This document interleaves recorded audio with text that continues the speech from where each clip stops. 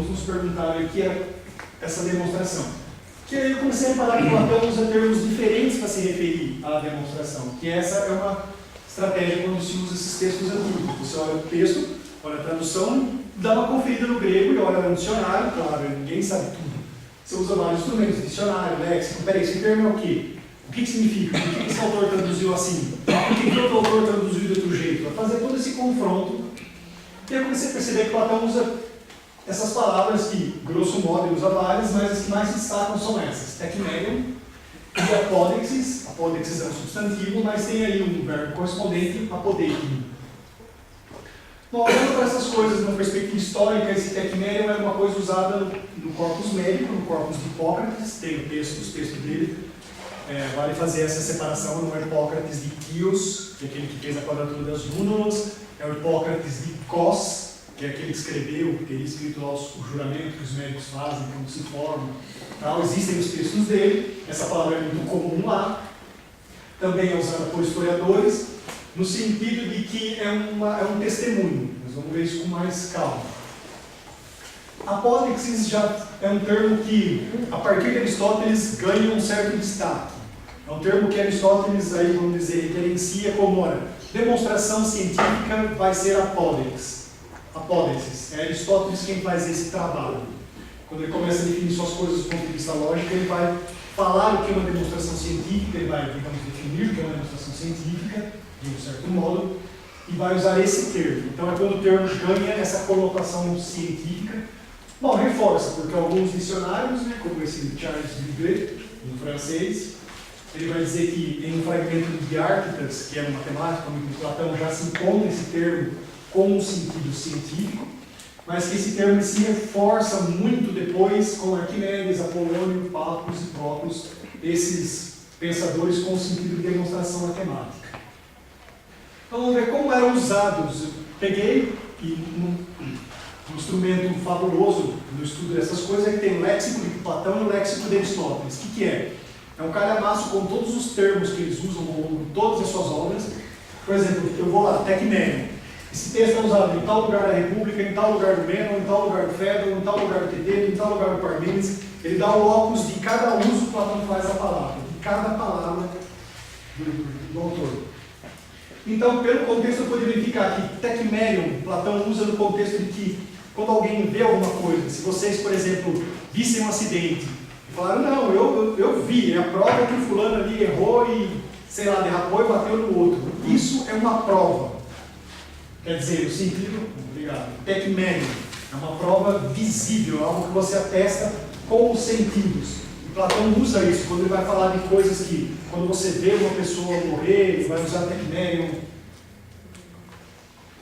Então, o que eu gostaria de ressaltar, que eu estou trabalhando nisso também, é que, apesar de Aristóteles fazer essa distinção clara de que é uma demonstração científica, em um certo grau aí que é difícil distinguir, mas acho que podemos falar, Platão prepara um pouco o caminho para ele. E ele vai usar, por exemplo, a apódexis quando você tem uma demonstração que é puramente racional, independe dos sentidos. Num dos diálogos, o Fédon, que é onde Platão estabelece a teoria das ideias, estabelece, eu digo sempre, né, com cuidado, porque não é como um filósofo moderno que escreve um tratado, vou falar sobre isso, e do começo ao fim eu traço um índice e falo sobre isso. Não. É um diálogo, pessoas conversando, ele coloca a teoria das ideias ali, é o último dia de Sócrates na prisão, ele vai ter que tomar o veneno no final da tarde, ele está conversando com os seus amigos. Então eu gosto de pensar nesse diálogo como se ele fosse a paixão de Sócrates. Bom, quando ele fala então dos sentidos, que os sentidos são enganosos, que nós não podemos confiar, ele vai usar tecmerion. Quando ele fala que nós temos que ter fé nos argumentos, isso é interessante, de novo, eu gostaria de destacar essa questão léxica, que se diz que Platão achava, não, ele usa a palavra, temos que ter fé no conhecimento, temos que usar o mito para explicar essa fé, que nós temos que acreditar que existe um conhecimento que é melhor que a opinião, porque ele pode dar justificativa daquilo que está chegando, ou seja, ele vai usar essa expressão ali, cálculo de causa, que é uma razão reta, que ele diz que a diferença entre o achar, a opinião, e esse conhecer, que o conhecer você explica com apódexis. Nesse diálogo aqui no Menon, por exemplo, ele vai falar disso de uma maneira muito clara e interessante. Ele vai falar: a pessoa que vai para Larissa, Larissa era uma cidade da Grécia, e ela não conhece o caminho para Larissa, ela acha a cidade, e você pergunta para ela: bom, você achou? Isso quer dizer, a opinião tem efeitos positivos na nossa vida. Quantas vezes nós não fazemos coisas por intuição e as coisas dão certo? Você, olha, eu acho que eu tenho que fazer assim. Não tem problema nenhum, você acha que tem que fazer, você vai lá, faz e tudo dá certo. Tudo bem, ótimo. Qual a diferença disso para quem conhece algo? Ele vai falar: qual a diferença entre alguém que não sabia o caminho para Larissa e chegou até lá, com alguém que sabia? Esse alguém que sabia, ele sabe explicar como ele chegou lá. Essa é a diferença. Está vendo? Não é que tem um conhecimento preciso. O conhecimento seria melhor que a opinião por causa desse cálculo, digamos, de causa. Ele cria conexões. Olha, eu cheguei ali, eu virei em tal lugar, tem uma pedra, você tem que pegar tal caminho, evite tal coisa. É explicar por que tal coisa é de tal maneira. E isso nós fazemos com a pólex, ou seja, começa aí a se desenhar no horizonte. Eu não vou dizer que se estabelece, mas é como que uma esfumatura, começa a ganhar uma certa materialidade, a coisa começa a ficar palpável de que há uma demonstração que é superior a outra demonstração, e que essa demonstração vai ser privilegiada através dos tempos até chegar em nós e parecer que em nós isso é algo banal. Não é, né?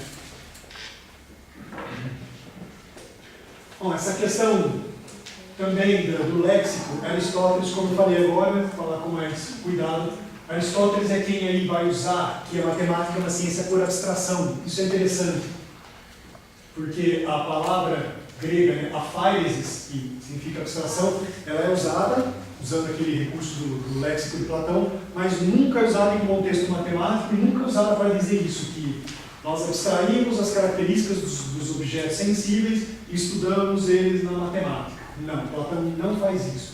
Quem vai fazer isso é Aristóteles.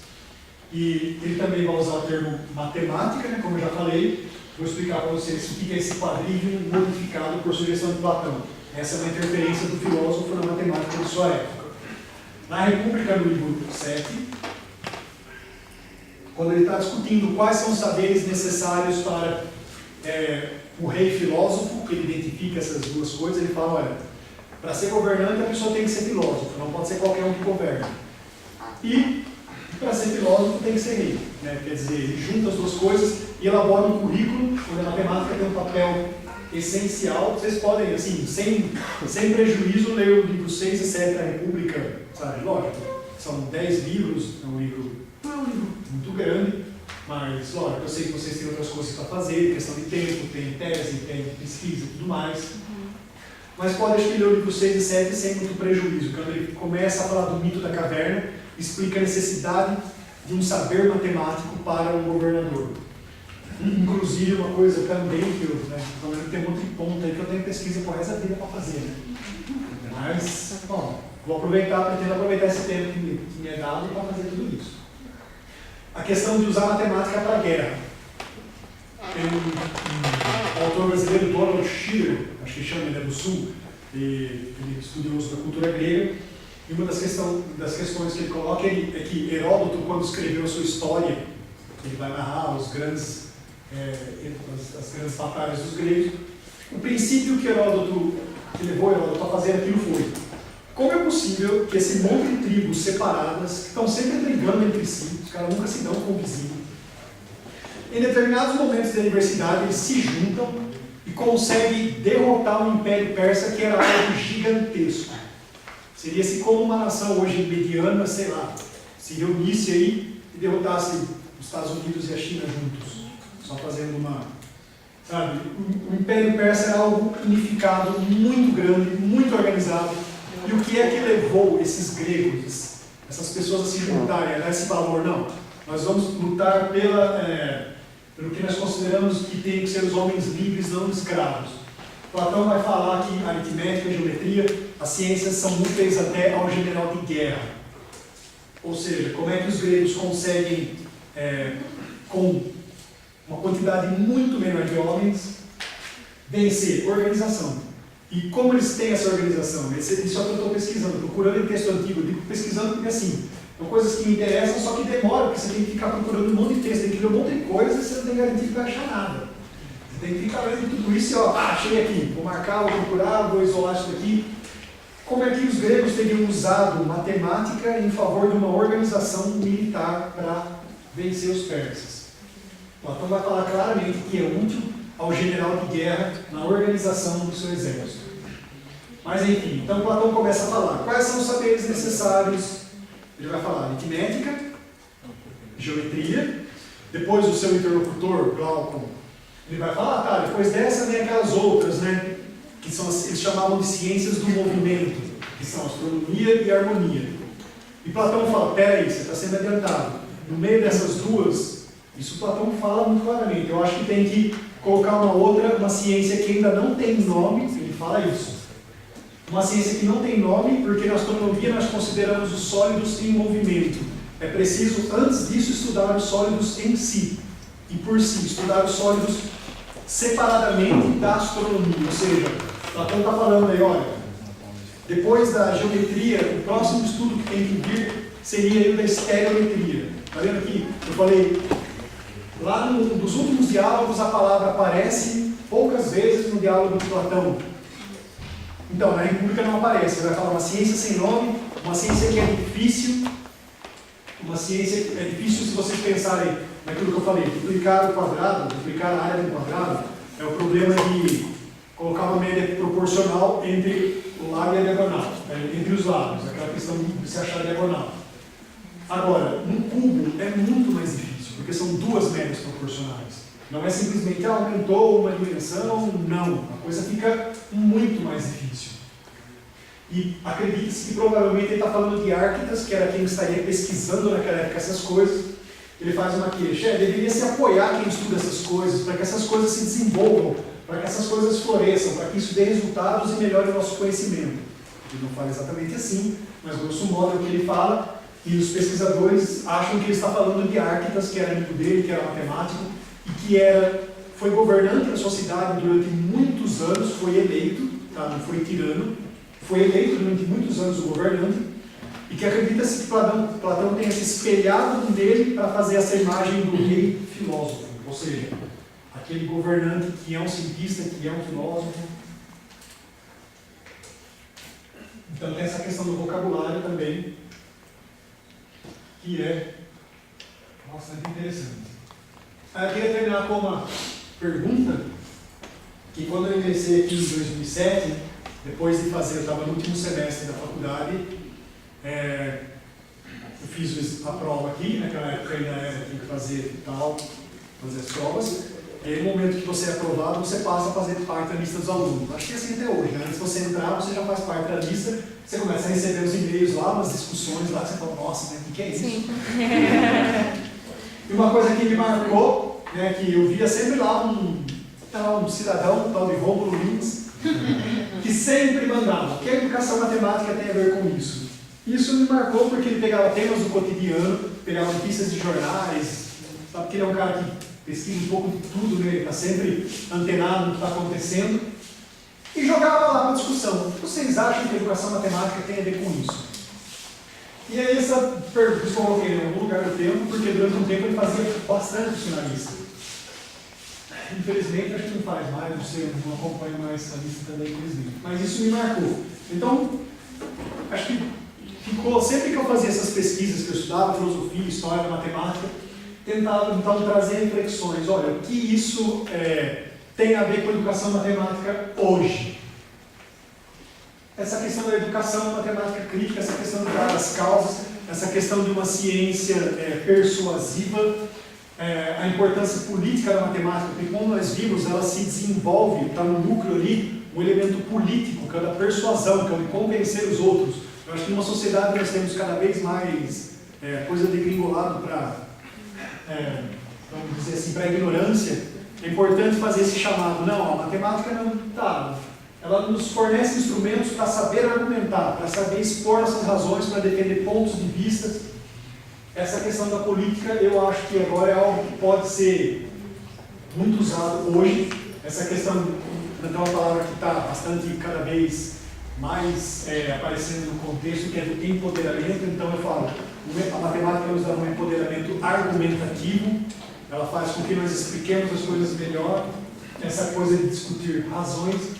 Para Platão, a matemática não é apenas, e essa é uma visão que nós temos quando nós temos o primeiro contato com Platão, sabe? Quando você começa numa teoria, você vê tal coisa e fala, eu acho que é isso. Com o tempo você estuda e fala, bom, também é isso, mas tem mais coisa ali embaixo, né? O buraco é mais embaixo, ou mais em cima, dependendo do vetor. Mas no sentido de que a matemática não serve só para aquilo que Platão vai usar também, essa metáfora da linha dividida na República, que é, nós partimos, que faz essa dicotomia alto-baixo, céu claro, que ele vai colar essa metáfora da linha dividida na metáfora da caverna. Que é o seguinte, você sai lá de baixo da escuridão, dos sentidos, das sombras, onde você não tem certeza de nada e caminha para a luz. A luz seria esse conhecimento, seria algo que nos ilumina, que é representado pelo sol na metáfora. Em algum momento você vai ter que prescindir das coisas sensíveis, você vai ter que estudar as coisas por si só, pelas suas formas, os objetos matemáticos, o triângulo. O triângulo que o professor desenha na lousa nunca é perfeito, nunca tem, né, os ângulos certinhos, a reta nunca é comprimento sem largura, ela sempre tem largura. Se eu desenhar um círculo, ele nunca vai ser exatamente, vai ter os pontos equidistantes do centro, mas quando eu falo disso, e Platão vai falar disso nesses livros, que a linguagem dos matemáticos é estranha, porque eles tratam de um objeto enquanto falam de outro. Isso parece natural para quem ouve. Né? Você vai na lousa, considere um triângulo ideal, sabe aquele negócio, tudo assim. Né? E o aluno, ele está olhando para um triângulo ideal, mas ele está vendo, e essa é uma palavra super importante no platonismo, eidos, que é ver, mas não ver no sentido de ver com os olhos, mas ver com a mente. A matemática não é só isso, ela é também, como eu tenho falado várias vezes, uma fonte de gerir problemas, de discutir. Ela nos dá procedimentos que nos ajudam a buscar respostas. Ela nos dá estratégias para, sei lá, tentar resolver quaisquer problemas do cotidiano, sejam eles de uma maneira clara, não, eu usei esse teorema aqui para resolver, olha só. Ou não, aquilo está na sua cabeça, você não sabe como o seu cérebro vai usar aquilo. A questão do insight, coloque um monte de coisa na sua cabeça, seu cérebro vai desmontar aquilo, vai, sei lá como, isso é inexplicável, vai operar aquilo de uma maneira que ninguém consegue explicar. Platão também fala um pouco sobre isso, vai juntar aquilo de uma forma inédita e vai oferecer uma solução. Então era isso que eu gostaria de falar para vocês, porque a importância dessas coisas, como isso pode ser interpretado hoje. Eu acho que é isso. Que, né, questão do tempo um pouco apertado, então estou à completa disposição de vocês aí para dúvidas, perguntas, e agradeço a oportunidade de falar sobre isso que eu gosto muito, né, essa pesquisa, ter a oportunidade para falar sobre o que a gente faz, a gente não pode perder, tem que ir lá e dar as razões daquilo que você faz. É isso.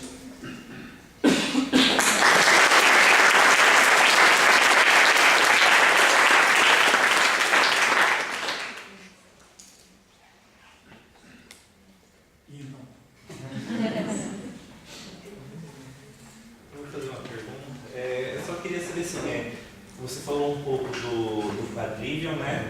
E aí eu queria só entender assim, se você em algum momento estudou mais profundamente ou assim, escreveu algo sobre as artes liberais, né? Porque aí entra o trivium, aí você falou um pouco da lógica, aí entra um pouco da retórica, que tem a gramática, né? E fora tem o quadrivium, que aí entra esses 4 ramos do conhecimento, e os 7 foram conhecimentos propedêuticos para os pensadores ali da época da antiguidade, principalmente na Idade Média, né? E teve uma influência muito grande. Aí, em algum momento, você escreveu alguma coisa um pouco mais direcionada no quadrivium, ali das artes liberais? Eu acho que eu falo um pouco, exatamente isso que você falou na minha dissertação, quando eu comecei a examinar o tema. E a minha dissertação foi as diferentes perspectivas de Platão e Aristóteles na filosofia da matemática, sobre uma perspectiva moderna, que é bastante controversa, que é a teoria de Platão, não escrita de Platão. Platão teria dito certas coisas na academia que ele quis que não escrevesse. Tem um diálogo dele do Fedro, que também é muito bonito, eu acho que vocês deveriam ler. É onde ele vai falar, ele vai descrever para mim exatamente o que acontece num evento de dissertação, defesa, de tese, que é o seguinte: a escrita é inferior à palavra oral porque você escreve e o filho não consegue se defender sozinho, ele precisa do pai. Depois que você escreve, jogou, qualquer um pode ver, ler, fazer o que quiser com aquilo que destruir, sem saber aquilo que você estava querendo dizer. Sempre tem, mas eu estava querendo dizer o quê?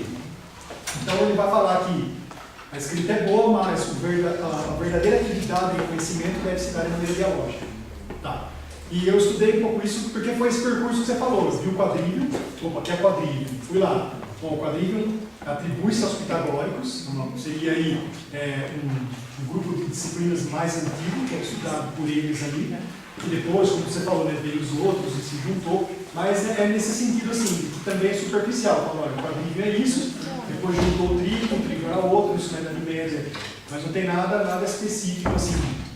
Seria interessante se alguém, né, fizesse um trabalho sobre isso. Acho que é um tema que, não sei se você perguntou, você não conhece nada que é mais assim, específico sobre isso, talvez que explora isso. Porque assim, no Brasil, de uma forma geral, eu dei uma pesquisada sobre isso, não se encontra tantos trabalhos relacionados às artes liberais, né? E aí por isso eu queria saber até que ponto você aprofundou isso relacionado principalmente ao quadrívio, né? Que aí é mais dessa área que tem essa influência em matemática, vamos dizer, né? Então, só foi mais por conta disso para também conhecer um pouco mais e dependendo já essa parte do quadrívio foi bem isso, né? Interferência de Platão, como que ele vai lá e muda a coisa, ele fala que tem que ser diferente, que tem que ter mais ciências ali e tal. E depois disso realmente começa o estudo sério da estereoquímica, mas também só isso, né? Aqui, são coisas que dá para fazer teses e teses sobre o trabalho de arte, que tem bastante fragmentos, pesquisadores que falam bastante dele, é um personagem interessante aí que eu acho que pode falar mais dele, inclusive nesse sentido, dos pitagóricos também. Tem um livro muito bom que eu encontrei, que ele é um pesquisador italiano, mas ele vive no Brasil, na UNB. Curiosamente, ele era da Unimep, e se chama Gabriele Cornelli, e o livro dele, que foi baseado na tese dele, é O Pitagorismo como Categoria Historiográfica. Ele faz uma análise das diferentes concepções históricas, quer dizer, dos estudiosos, o que eles falam sobre o pitagorismo. Eu acho que é importante esse livro, né, que eu comprei e conheci esse pesquisador, porque ele vai rediscutir, como nós falamos, né, parece aquela coisa do Globo Repórter, quem eram os pitagóricos, o que eles faziam, o que reuniam, o que fazia com que eles vivessem em comum, o que definia alguém como pitagórico. Nós usamos pitagórico de uma maneira completamente banal, e ele chama atenção para isso. Eu acho que talvez esse livro ele possa falar mais sobre as artes liberais. O Biratan Danilodi também fala um pouco sobre o trivium e o quadrívio. Fala de uma maneira compreensível. Não é um detalhe grande, mas ele fala algumas explicações boas.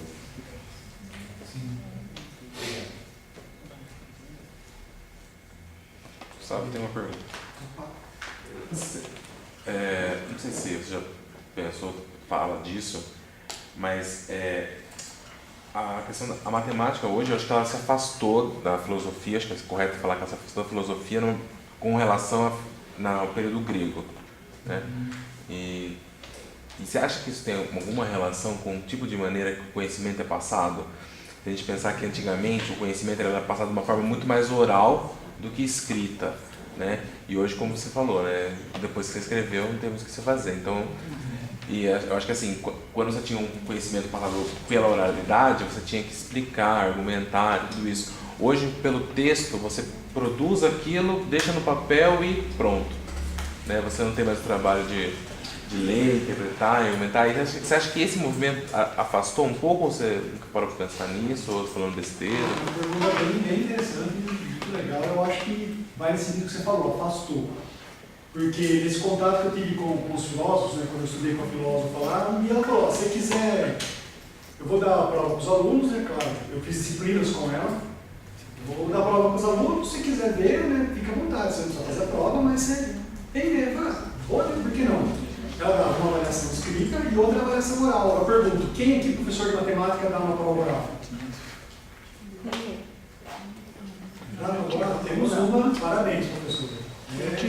Porque eu digo assim, essa questão desse porque a gente tem o hábito de achar que o conhecimento está na forma, na escrita, né? Sim. E às vezes num diálogo, o aluno argumentando com você percebe o quanto ele aprendeu daquele conhecimento que ele tem a dificuldade de expressar na escrita. Então você percebe o quanto ele aprendeu.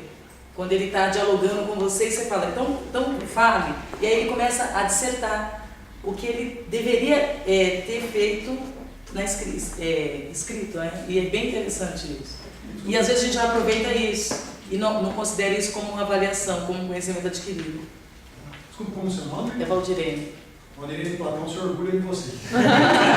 Já que você falou isso, por exemplo, eu dei uma aula para os alunos sobre a história da matemática, um documentário, onde a gente parava o documentário constantemente para fazer a discussão. E tem uma parte que eu falo de Platão, que eu um pouquinho com eles, e falo que o Platão, quando dava aula no jardim, para 2, 3 alunos, e não era naquele modelo que é hoje, né? Aí o aluno vira para mim e fala, por que você não faz isso? Aí eu joguei para o aluno, eu vou fazer isso com 30 alunos? Aí um deles fala, com 30 alunos. E foi o que aconteceu numa outra aula na semana seguinte, eu levei eles para fora para fazer esse tipo de aula, e funcionou. Só que aí eu tive que colocar regras, porque eram 30 alunos. Aí eu falei, então tá, só que não é para levar celular, é para prestar atenção e para fazer anotações. Então, já que você falou de Platão, aconteceu isso, que eles pediram, deram retorno. Então, por que você não faz isso com a gente? Esse é um tema bastante assim. Bom de Platão que por ser diálogos não é uma coisa técnica. Mas ele vai falar isso basicamente isso que você falou. Ele vai defender que a escrita não é completa e que o conhecimento você tem que se dar realmente dialógico, que é esse diálogo. E só voltando na professora, quando eu vi a avaliação dela, ela dava uma avaliação oral e outra avaliação dela. A pessoa entrava, então a gente estudou, sei lá, o Fedro, naquela disciplina. A pessoa levava o livrinho dele lá, no papel, chegava lá na sala dela, lá sentado. Ela pegava 3 passagens, pega a passagem tal aqui, vamos lá, que é 5 lá até aí. Como você compreende essa passagem? Era isso, a pessoa tinha que falar, era oral. Ela dava 2 questões e uma palavra, escolha um trecho do diálogo, o que você gostou, me explique por que você gostou, me fale sobre aquilo. Então essa questão, às vezes, isso já aconteceu comigo, eu digo porque acho que é interessante quando a gente se vê nisso, que diante de provas você entende um conceito matemático, mas poxa, eu sei que aquilo acontece de um jeito, se você tiver que explicar nas suas palavras, você fala outra coisa, mas na hora de escrever com a linguagem técnica, não sai. E acho que essa compreensão de conceitos, eu acho que é interessante essa volta da oralidade. Eu acho que sim, tem esse afastamento por causa da técnica. Você não apenas tem que escrever, você tem que escrever de acordo com o padrão técnico que é exigido para aquilo. Claro, eu não estou falando pensando que abolir, não pode ser desse jeito. Mas eu acho que aproveitar um pouco daquilo que se fala, né? Como eles estão fazendo aqui. É como vocês fazem nas suas dissertações e teses na hora da defesa. Você explica aquilo para alguém que leu e não está tem um conhecimento em você daquilo que você colocou no papel, só. Acho que é interessante. Isso é uma... No DT, nós tínhamos regularmente prova escrita e oral. Isso há muitos anos. Foi lá longe. Depois começaram a cortar, e a avaliação. Só uma vez, se deram as razões por que foram cortando isso? No geral, já na faculdade, o professor Capunda queria que a gente fizesse prova oral, porque ele queria perguntar a gente como é que a gente tinha entendido aquilo. Se era apenas repetir o que tinha sido dito ou o que o livro dizia, mas como você entendeu? Sim. Eu lembro bem quando eu precisei dizer para ele como é que eu tinha entendido a integração como uma área, e eu comecei a falar que eu criava retângulos pequenininhos.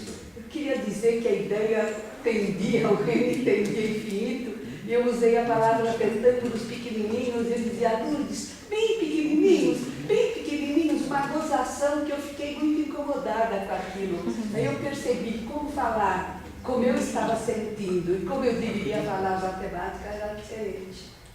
Uma experiência muito interessante, muito boa. Quando você, não sei se foi o Platão que você falou, que ele pergunta ao escravo o que tem que ser feito, tem que duplicar o lado. Duplicar o lado. Então, esse é um conhecimento que ele tinha, e não foi algo que parece que está dentro da pessoa, inato. E aí, quando você fala em tecmere e apodeixes, Eu poderia dizer que tecmério seria um conhecimento intuitivo, seria esse conhecimento que está com a gente, que está... É que aí tecmério pode ser especificamente a prova, o evento que acontece, que você usa aquilo para, digamos assim, para falar que é uma verdade. Isso aqui aconteceu, é verdade, porque foi provado. Agora, esse conhecimento, interessante que você falou, que fez me lembrar o seguinte: quando Platão vai começar esse chama de experimento com o escravo, ele pergunta para o dono do escravo, que é o Menon: pega esse menino aí, ele é da casa? Ele fala grego? Sim. Ou seja, única exigência, ele fala a língua que a gente fala. Isso é a única exigência que Platão faz. Depois não pergunta se ele sabe matemática, nada. Ele pega e faz assim: primeiro ele desenha um lado com, vamos ver se eu consigo lembrar aqui, um pé, ele vai falar, tem um pé cada lado. Aí ele fala, se eu dobrar um dos lados, ele fala, quanto tem área aqui? Ele fala, é um multiplicado por 1, não é? Escravo sim. Aí ele fala, se eu dobrar um dos lados, vai ficar 2, e aqui vai ficar 1. Então, quanto vai ser a área? Escravo 1 por 2, é 2. Aí fala para os caras, e se eu duplicar o outro lado?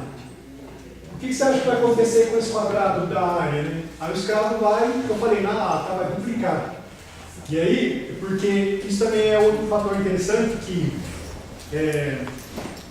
nessa parte do texto está cheio de, por exemplo, de palavras como olha aqui, veja, ou seja, provavelmente eles acreditam que estava acontecendo isso. Sócrates estava desenhando quando fala com o escravo. E aí Sócrates vai lá e fala, não, mas veja, essa área é maior, está vendo que ela tem 4 vezes, então não pode ser ao quadrado, não pode ter área 8. Qual deve ser a área? Qual deve ser a área do quadrado? Ele fala, agora complicou. Eles vão estudando e falam, bom, se eu considero isso um pé, e esse 2 pés, ele fala, bom, vou duplicar o quadrado inteiro, ele duplica o quadrado inteiro e ele vai. Bom, pode ser 2 vezes 2, não, porque vai dar 8, 8 é menor do que a gente precisa. Pode ser, e se for 4? 4 vai dar 16, é maior, está entre os dois aí. O que tem que ser? Entre 2 e 4 dá 3, 3 vai dar 9, não é a área que a gente quer. E aí entra uma questão interessante, essa questão do léxico, porque Sócrates está falando calcule e me diga. A palavra é calcule, logixestai. Calcule e me diga. E o escravo errando. Quando ele esgota as possibilidades, ele vai dizer para o escravo, tudo bem, olha como é. Aí vai entrar a inteligência do Platão, como ele sabia exatamente o que ele estava falando. Se você não é capaz de me calcular, me mostre, me indique onde é que está isso. Por quê? Me indique no desenho pelo seguinte: quando se esgota a possibilidade de dizer que não é 2 ao quadrado, não é 3 ao quadrado, não é 4 ao quadrado, Sócrates diz, me indique no desenho. O que ele está procurando é exatamente isso. E isso como nós chamamos, ele não diz calcule, porque esse número não existe. Ele diz mostre. Isso é muito claro, sabe? Isso é uma das coisas que eu aprofundei bastante na minha tese.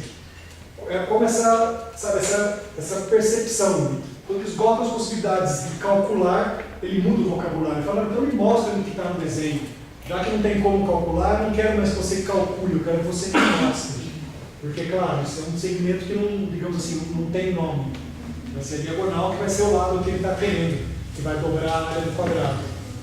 Mas a hora que entram os irracionais, ele muda o vocabulário de propósito. Ele não fala para o escravo calcular mais. Isso é legal.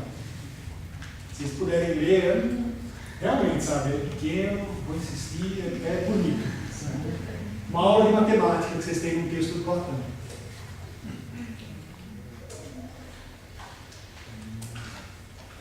Muito bem. Então, podemos encerrar? Sim, Breu. Vamos dar para o vídeo, né?